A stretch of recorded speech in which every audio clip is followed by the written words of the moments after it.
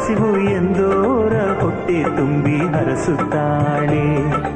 ಹೊರನಾಡಿನ ಈ ಅನ್ನಪೂರ್ಣಿ, ಕರುನಾಡಿನ ಜನ ಪಂಚಪ್ರಾಣಿ.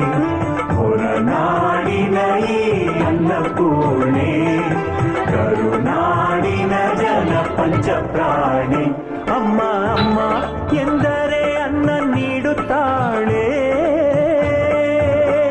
ಓಂಕಾರ ಬೀಜಾಕ್ಷರಿ, ಹೊರನಾಡ ಪುರಾಣೇಶ್ವರಿ, ಸೌಭಾಗ್ಯ ಭಾಗ್ಯೇಶ್ವರಿ, ಸೌಂದರ್ಯ ರತ್ನಾಕರಿ.